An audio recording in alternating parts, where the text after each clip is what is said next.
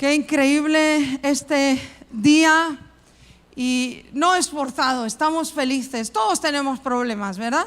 Si hiciéramos aquí un ranking, seguro que yo este problema y el mío es más grande y el mío es más grande, ¿no?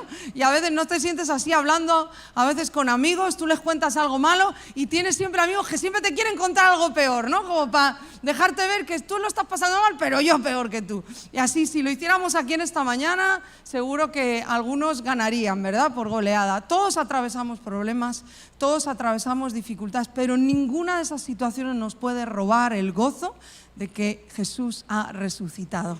Esa es nuestra alegría, esa es nuestra fe, esa es la firmeza de nuestra fe, que seguimos a un Dios vivo y que en el poder de su resurrección, por eso estamos aquí tú y yo hoy, por eso podemos tener victoria. ¿Sí? Así que vamos a aprender sobre eso hoy y es emocionante siempre hablar de esto. Antes de ir a la palabra, contaros que llegué de México bien, llegamos con Josué el miércoles, llegamos por todo lo alto, ¿verdad? Llegamos y al aparecer en casa, una avería en casa, hemos tenido que tirar un baño abajo y no nos ha dado tiempo ni a tener jet lag. No puede el jet lag conmigo porque no le doy tiempo para eso. Entonces, bueno, estábamos agotados, pero agradecidos a Dios por el tiempo que hemos vivido. Hemos aprendido mucho, ¿verdad, Josu? Ha sido un tiempo muy enriquecedor. Siempre que vamos a México nos bendice tanto allí la iglesia. ¿Cuánto nos aman, iglesia? Es exagerado el amor que nos tienen y el amor que tienen por esta nación. Son un testimonio de oración por España. Y te aseguro que de lo que está pasando en España, la Iglesia Conquistando es parte, porque oran a veces más que nosotros, yo creo, por esta nación. Es impresionante y el amor que nos tienen, recibir saludos de todos allí, todos nos dan saludos para vosotros, muchos abrazos y mucho cariño también de los pastores y de toda la Iglesia. En las sedes que estuvimos, en las otras iglesias de la red de Conquistando, nos quieren muchísimo, así que recibir todo su cariño y su amor. David está en el sur hoy, estaba en Sevilla y fue a un congreso con Josué. Josué llegó ayer y él se quedó a compartir hoy, así que por eso él no está.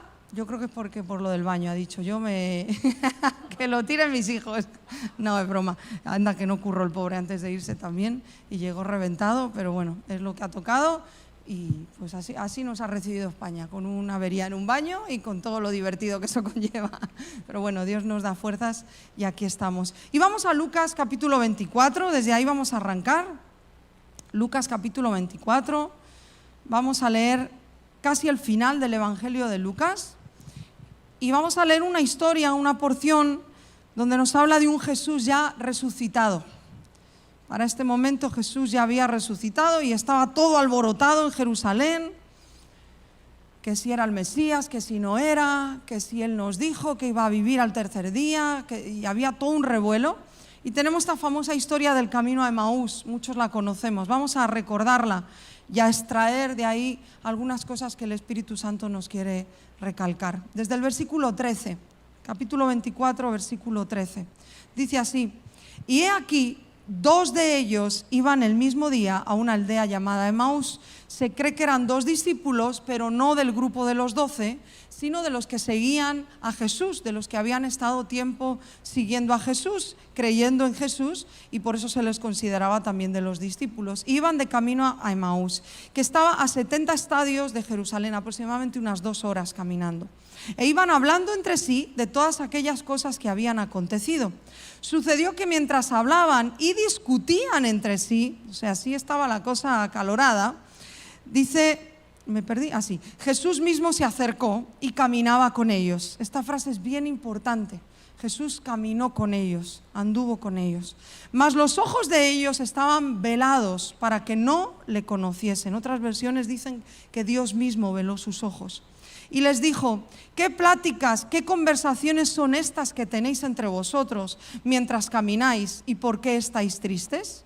Respondiendo uno de ellos, que se llamaba Cleofás, le dijo: ¿eres tú el único forastero en Jerusalén que no ha sabido las cosas que en ella han acontecido en estos días? O sea, vengo de México y esto en mexicano sería: ¿qué onda? ¿Verdad, Moraga? ¿Qué onda? ¿Qué te pasa? O sea, vienes de allí y no sabes qué está pasando. ¿No sabes el alboroto que hay por Jesús, que decía que sí era el Mesías, que Él nos hablaba palabras de parte de Dios, murió, decía que iba a resucitar, y ahora ¿qué está pasando? Y seguimos en el 19. Entonces Él les dijo, ¿qué cosas? ¿Qué preguntas, verdad? De Jesús. Sabe siempre las respuestas Jesús, pero le gusta preguntar. Y ellos le dijeron, de Jesús Nazareno, que fue varón profeta, poderoso en obra y en palabra delante de Dios y de todo el pueblo. Fíjate bien cómo está catalogando a Jesús como un profeta y como un maestro. Y cómo le entregaron los principales sacerdotes y nuestros gobernantes a sentencia de muerte y le crucificaron. Pero nosotros esperábamos que Él era el que había de redimir a Israel. Y ahora, además de todo esto, hoy es el tercer día que esto ha acontecido. Aunque también nos han asombrado unas mujeres de entre nosotros, las que antes del día fueron al sepulcro, y como no hallaron su cuerpo, vinieron diciendo que también habían visto visión de ángeles, quienes dijeron que Él vive. Pero fueron algunos de los nuestros al sepulcro y hallaron así como las mujeres habían dicho, pero a Él no le vieron. Entonces Él les dijo, fíjate la respuesta de Jesús a todo el argumento de estos dos hombres: oh insensatos y tardos de corazón para creer todo lo que los profetas han dicho. ¿No era necesario que el Cristo padeciera estas cosas y que entrara en su gloria? ¿No venía esto siendo anunciado por todos los profetas? 22. Y comenzando desde Moisés y siguiendo por todos los profetas, les declaraban todas las escrituras lo que de Él decían. Llegaron a la aldea a donde iban y Él hizo como que iba más lejos. Mas ellos le obligaron a quedarse diciendo, quédate con nosotros porque se hace tarde y el día ya ha declinado. Entró pues a quedarse con ellos. Cuando dice le obligaron, el original literalmente es le agarraron de la ropa. O sea, Jesús ya estaba yéndose y fue algo brusco. Quédate con nosotros. Algo estaban viendo en Él que querían que se quedara. Dice el 30, y aconteció que estando sentados con ellos a la mesa, tomó el pan y lo bendijo, lo partió y les dio. Entonces les fueron abiertos sus ojos y le reconocieron, mas Él se desapareció de su vista. Y se decían el uno al otro, ¿no ardía nuestro corazón en nosotros mientras nos hablaba en el camino y cuando nos abría las Escrituras? Hasta aquí, no puedes seguir después la historia. Esta historia con un Jesús ya resucitado nos muestra cómo en ocasiones podemos ver ciertas partes del ministerio de Jesús, entender en cierta manera el Evangelio, pero aún vivir velados ante la revelación y el poder de su resurrección. Seguramente muchos de los que estamos aquí, que amamos a Jesús, que seguimos a Jesús, aún no se nos ha sido revelado el poder que hay en esa resurrección. Si lo celebramos, al fin y al cabo nuestra mente entiende lo que esa resurrección de Jesús provocó y trajo, pero en nuestro espíritu no hemos tenido una revelación como estos dos hombres. Estamos velados. No entendemos. Si te fijas bien cómo le catalogan cuando le están contando, sin saber que era Jesús el que les estaba preguntando, le están contando, pero ¿qué pasa? ¿Qué pasó? Y le hablan de ese tal Jesús y lo nombran como maestro y como profeta. Y en esa descripción que ellos hacen se deduce primero una decepción que estaban viviendo porque por la falta de no entender lo que los profetas habían anunciado y avisado, la muerte y la resurrección de Jesús. Por falta de entender todo eso, estaban careciendo de una revelación de un Jesús resucitado. Lo tenían delante. Qué grave, ¿no? Y tú dices, bueno, qué bobos, porque habían estado con Él, habían caminado con Él, pero realmente no nos da la Biblia una explicación sobre si la forma corpórea de Jesús se mantenía igual que antes de su muerte. Se cree que no, que su forma física había cambiado por algunos pasajes más, pero no nos da esa descripción. Entonces, literalmente por el físico y por conceptos mentales o pensamientos, inclusive cuando parte el pan, que algunos pueden llegar a pensar, bueno, les cayó el 20 cuando partió el pan, se acordaron de cuando Jesús había partido el pan. Estos dos no estaban cuando los 12 momentos antes de morir, recuerdas que Jesús también parte el pan. Algunos pueden decir, bueno, ahí en ese momento, ahí dijeron, le vieron el gesto, le vieron la forma, le vieron cómo oró, este es Jesús. Ellos no habían estado en ese momento antes. antes, con lo cual aun cuando se le abren sus ojos a estos dos hombres, es un asunto de una intervención de Dios, se les reveló ahí Jesús. Ahora, ¿por qué antes ellos no estaban en esa revelación? ¿Por qué no estaban viendo al Jesús resucitado? ¿Por qué se habían quedado solo con una parte del ministerio de Jesús como maestro? Sí, con sus enseñanzas, sí, con que fue un profeta, sí, todo eso, pero no se estaban dando cuenta de que Jesús ya había resucitado y lo tenían delante. Y Jesús nos da la clave en la contestación que Él les da, en cómo Él les dice. Les llama insensatos, tardos de corazón, duros de corazón. Y aquí se encierra un misterio para nosotros, porque podemos vivir toda la vida en el Señor, podemos estar en la iglesia, podemos caminar en el Señor sin entender el poder de su resurrección. Y eso nos priva a nosotros de una vida en victoria. Por eso al diablo le interesa que tú y yo no entremos en una revelación del Cristo resucitado. Le interesa enormemente, porque nos va a privar de todo lo que emana de esa resurrección, de todo el poder, de toda la victoria que tenemos en esa resurrección. Caminar, y no hablo solo, como digo, como estos dos, de entenderlo en nuestra mente, no. La revelación es un asunto de que se abre tu corazón a entender de otra manera las Escrituras, a entender ese poder que hay en esa resurrección. Por eso fueron abiertos sus ojos. La clave aquí no está en nuestro entendimiento, la clave aquí no está en el conocimiento, lo que lleguemos a leer. La clave aquí Jesús la está diciendo: sois duros de corazón, sois tardos para entender. El estado de nuestro corazón determinará si vamos a entrar en una revelación mayor de ese Cristo resucitado. Tal y como esté nuestro corazón, la dureza de nuestro corazón es una barrera, es un impedimento para una revelación de esa resurrección en nosotros. Y esto no es una asignatura de un domingo al año. Bueno, hoy es lo que toca, no. Mira, entender la resurrección y vivir bajo la revelación de la resurrección es necesario cada día del año. Es parte de la doctrina de nuestra fe, porque tú y yo tenemos que aprender a saber en qué se basa nuestra fe. Si no, imitaremos, reproduciremos lo que otros hacen, pero nuestro corazón jamás entenderá la plenitud de la revelación de quién es Cristo. Y viviremos escasos. Por eso al diablo le interesa que vivamos con un conocimiento así en revelación y nos perdamos de todo lo demás. Por eso el apóstol Pablo dice en 1 Corintios 15:14, el apóstol Pablo que es un apasionado por este tema de la resurrección, él lo cita en muchos versículos. Aquí dedica un capítulo entero, el capítulo 15. En Filipenses él incluso ora y pide: Señor, aumenta que yo pueda experimentar más y más el poder de tu resurrección. O sea, él entendía que hay un avance en comprender en esa revelación tan potente que hay en la resurrección de Cristo. No es una celebración nada más este día. Lo celebramos, lo gritamos, lo cantamos porque hay alegría en nuestro corazón, pero no es cosa de un día, si no nos quedaríamos en religión. Dios quiere que tú y yo experimentemos el poder de su resurrección. Dios quiere que tú y yo entremos en una revelación de lo que su resurrección trajo y trae a nuestras vidas. Por eso dicen en 1 Corintios 15, 55 al 57, 1 Corintios 15, 14 dice, a este punto lo cita Pablo, dice: y si Cristo no resucitó, vana es entonces nuestra predicación, vana es también nuestra fe. O sea, a ese nivel, si Jesús no hubiera resucitado, ¿qué estaríamos contando tú y yo hoy?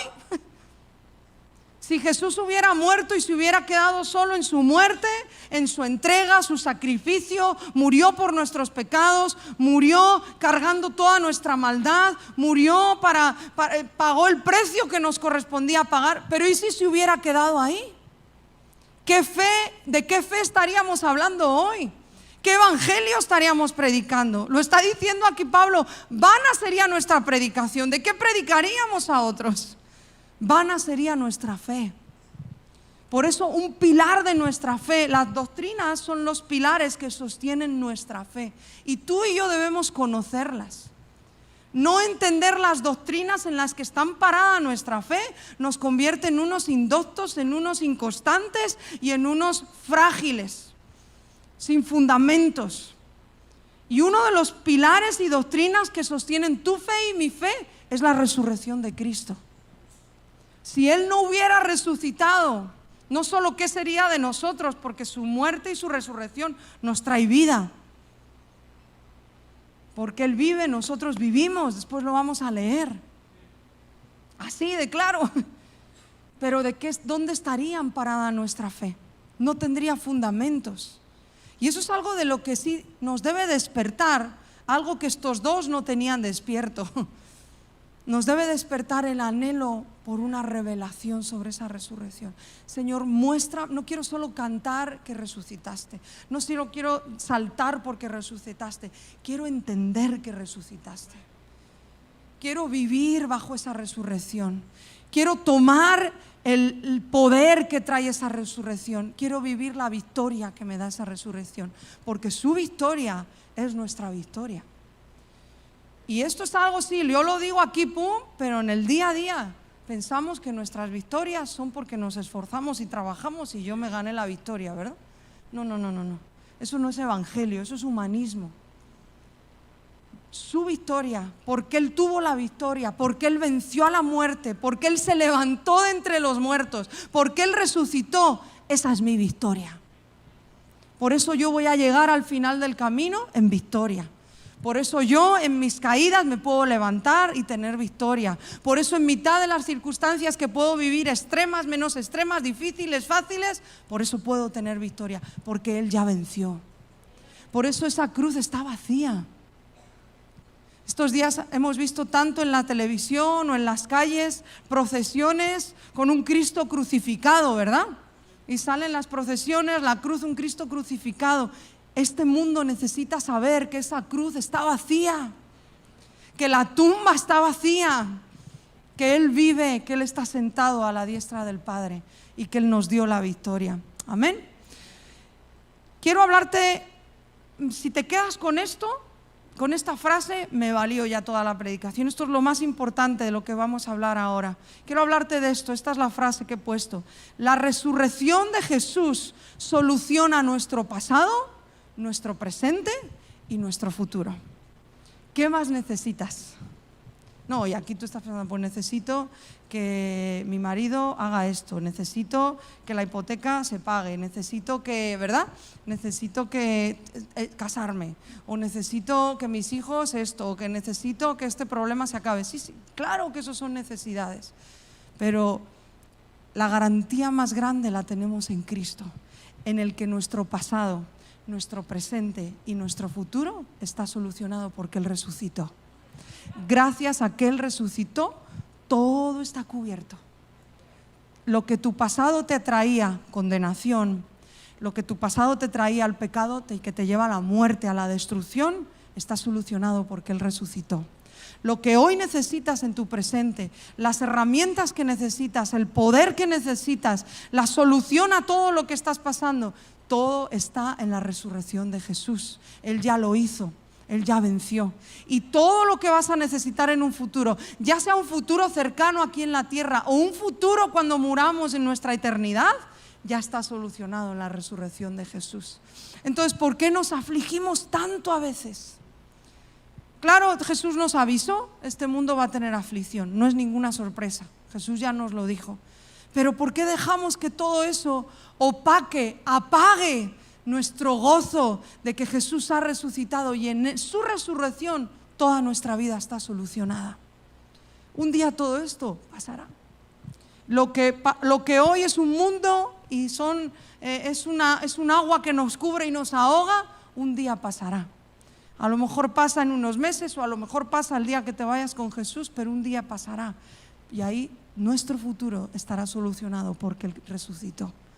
Todo nuestro pasado que nos ha condenado, que nos ha machacado, que nos ha traído dolor en nuestros pensamientos, en nuestro corazón, está arreglado en su resurrección. ¿Qué más quieres, iglesia? ¿Qué más queremos, iglesia? Por eso nuestra oración y nuestro canto tiene que ser siempre Vuélveme, Señor, al gozo de tu salvación, porque tú resucitaste y ahí me diste vida. Amén. Vamos uno por uno, muy rápido. Número 1, en su resurrección, Él solucionó nuestro pasado. Y te quiero leer 1 Corintios 15, 55 al 57, así te lo voy a leer en la NTV. El capítulo 15, si tú te vas hoy de la reunión con más hambre por aprender sobre la resurrección de Jesús, léete el capítulo 15 de 1 Corintios. Todo es un capítulo largo y todo el capítulo está hablando sobre la resurrección. Nos está dando ahí un montón de secretos, de misterios, de enseñanza sobre la resurrección de Cristo y la resurrección que nosotros tendremos en Él. ¿Sí? Porque seremos resucitados juntamente con Él. Ya la muerte no nos va a vencer, ya la muerte no va a tener poder sobre nosotros. Aunque este cuerpo es corruptible, se pone feo, se avieja, se muere, pero nuestra vida tendrá una resurrección en Él y eso será eterno y será incorruptible. Resucitaremos con esa es una de las frases más increíbles que vas a encontrar en la Biblia. Tú y yo resucitaremos juntamente con Él. ¿Sí? Él venció la muerte. Y por eso vamos a leer estos versículos. 1 Corintios 15, 55 al 57 dice: oh muerte, ¿dónde está tu victoria? Oh muerte, ¿dónde está tu aguijón? Pues el pecado es el aguijón que termina en muerte y la ley le da al pecado su poder. La ley, que son los límites, cuando se transgreden, emerge el pecado y el pecado entonces tiene poder sobre nosotros. Pero gracias a Dios, Él nos da la victoria sobre el pecado y la muerte por medio de nuestro Señor Jesucristo. Te hago esta pregunta: si Jesús no hubiera resucitado, ¿qué hubiera pasado? ¿Hubiera vencido a la muerte sin haber resucitado, sí o no? No. Si no hubiera vencido a la muerte, el aguijón, que es el pecado que lleva a la muerte, ¿estaría vencido, sí o no? No. Él en su resurrección está venciendo la muerte y está venciendo el pecado. Tu pasado y el mío de pecado está solucionado porque Él resucitó. Imagínate si eso no hubiera pasado. La muerte tendría poder sobre nosotros. El pecado seguiría teniendo poder sobre nosotros. Seguiríamos cargando esa losa de pecado. Pero porque Él resucitó, tenemos vida abundante. Y no moriremos, sino que viviremos eternamente con Él. Él venció. Qué increíble. Su resurrección venció el pecado y venció la muerte. Número 2, nuestro presente. ¿El pasado está entendido? ¿Se solucionó nuestro pasado en esa resurrección? Aleluya. Segundo, presente. Vamos a Juan 11. Evangelio de Juan, capítulo 11. Y en las próximas semanas vamos a empezar una serie sobre los yo soy de Jesús en el Evangelio de Juan. Hay 7 ocasiones en el Evangelio de Juan que Jesús habla sobre sí mismo como yo soy, en cada una de ellas dando una revelación de su persona. Esta es la quinta, la que vamos a leer. Vamos a estudiar en la próxima serie cada una de ellas. Esta es la quinta. Para mí no hay niveles, ¿no? Todas son igual de potentes. Pero para mí esta forma parte de una de las revelaciones más fuertes que Jesús anuncia. Lo hace a una mujer y en un momento muy especial, en un momento de dolor. Él habla sobre que Él es la resurrección. Yo soy la resurrección y la vida. ¿A quién se lo dice? ¿En qué momento lo dice? ¿Y qué está significando que Jesús hable sobre sí mismo eso? El yo soy nos habla de la potencia que hay en Jesús. Él es el Todopoderoso. En Él está todo lo que se necesita para en este momento poder decir: yo soy esa resurrección y la vida. Vamos a leerlo desde el versículo 17. Es la historia de María, Marta y Lázaro, ¿verdad? Los conocemos, amigos de Jesús, íntimos de Jesús, con mucho cariño Jesús en su corazón por ellos. De hecho, no vamos a alcanzar a leerlo, pero después, cuando Jesús está llegando al sepulcro de Lázaro, se pone a llorar. Dice que se compadeció su corazón. Realmente había un amor muy fuerte por esta familia. Pero vamos a leerlo. El 17 dice: vino pues Jesús y halló que hacía ya 4 días que Lázaro estaba en el sepulcro. ¿Por qué esperó 4 días? pues en la propia historia yo creo que encuentras la respuesta, pero sigue siendo un poco incógnita esto, ¿no? ¿Por qué esperó 4 días a que Lázaro ya estuviera muerto? Pero dice que estaba ya en el sepulcro, versículo 18, Betania estaba cerca de Jerusalén, como a 15 estadios, y muchos de los judíos habían venido a Marta y a María para consolarlas por su hermano. Entonces Marta, cuando oyó que Jesús venía, salió a encontrarle. La inquieta Marta, ¿verdad? La misma que en casa cuando Jesús estaba no paraba de hacer cosas, era igual de inquieta, que salió en cuanto le dijeron, viene Jesús, salió corriendo. María era más tranquila y se quedó en casa. Y Marta dijo a Jesús, Señor, si hubieras estado aquí, mi hermano no habría muerto.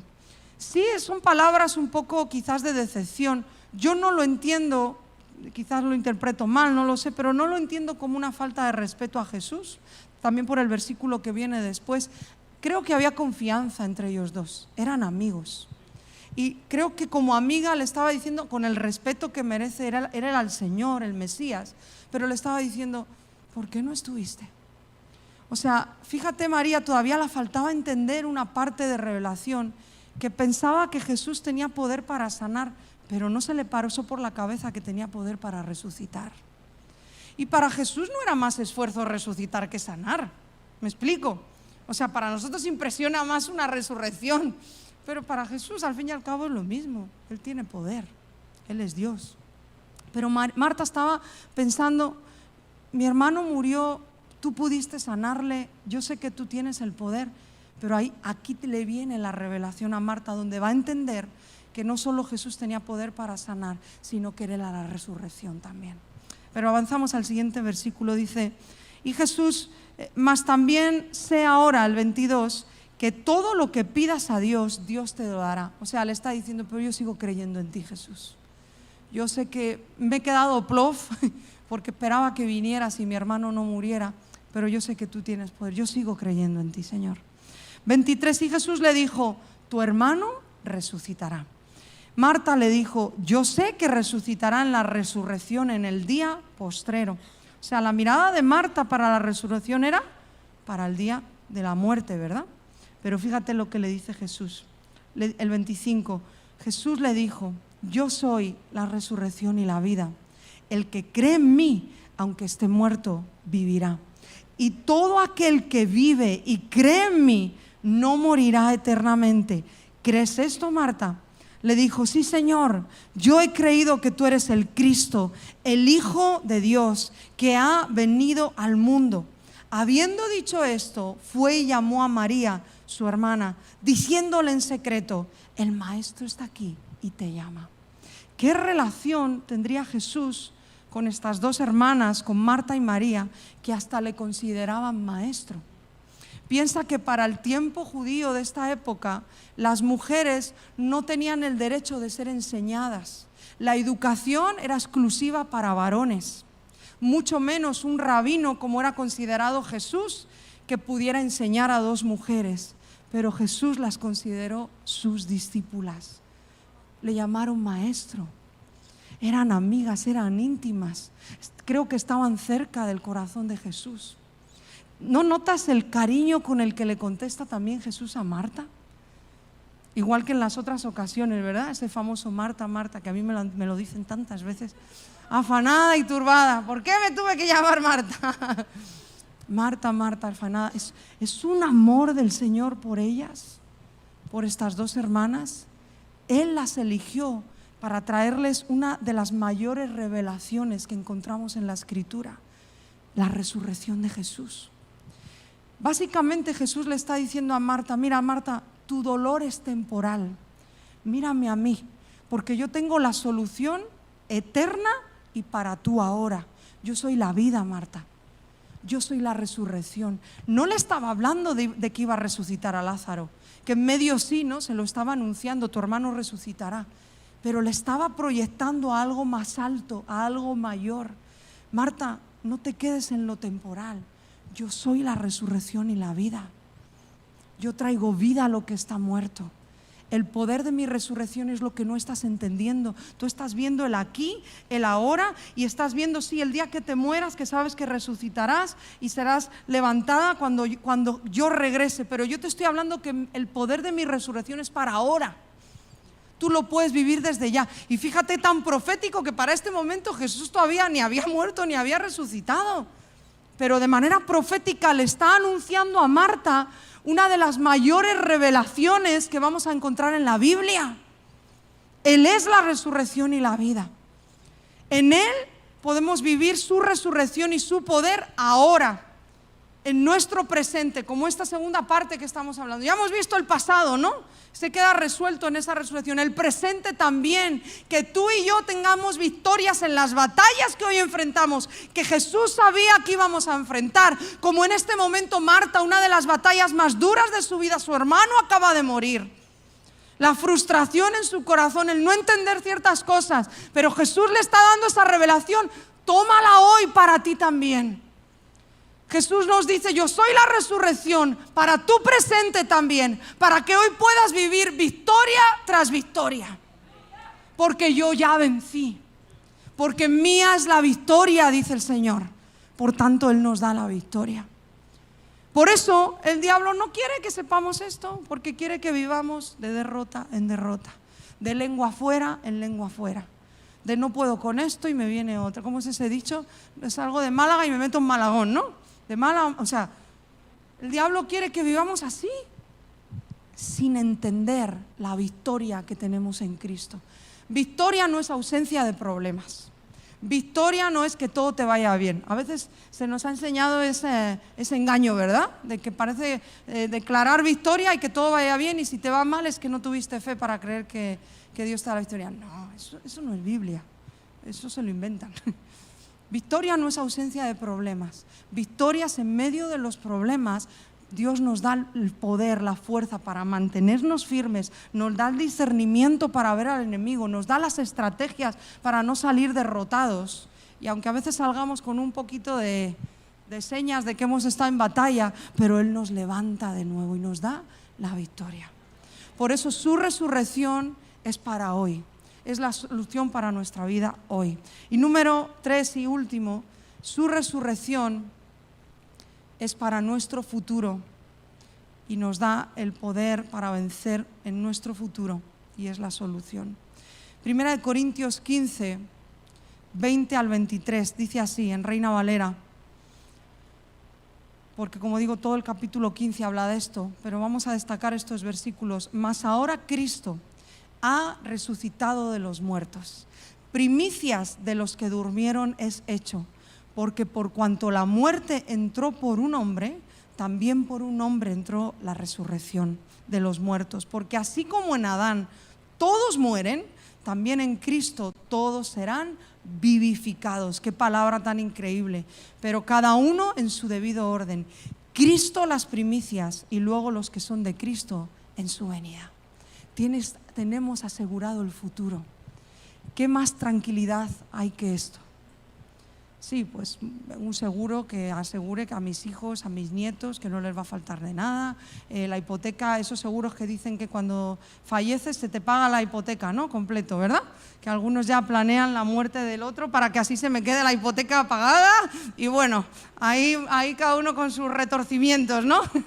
Pero seguros de vida, hipotecas pagadas, soluciones de asuntos, todo eso se queda en nada al lado de este seguro tan grande, que tenemos una resurrección juntamente con Cristo, que la muerte no nos va a detener a nosotros tampoco, que vamos a vivir eternamente y vamos a vivir una vida maravillosa, sin llanto, sin aflicciones, sin dolor. ¿Te imaginas eso? Con Cristo Jesús por toda la eternidad, en su gloria, adorándole en el ambiente perfecto de adoración, de santidad en nuestro Dios. Tenemos asegurada una vida con Él porque Él resucitó. Si Él no hubiera resucitado, ¿qué sería de nuestra eternidad? ¿Qué sería? ¿Quién solucionaría nuestro futuro? Hay de aquellos que no piensan en su futuro. Hay de aquellos que piensan que aquí se acaba todo. Hay de aquellos, pero Cristo nos da la solución en su resurrección. Porque la tumba está vacía, porque Él vive nosotros viviremos. ¿Me ayuda Raquel, porfa? Y mientras nos preparamos un canto, queríamos cantar un himno antiguo que golpeaba mi mente mientras preparaba el mensaje. Y qué fuerza tienen los himnos, ¿verdad?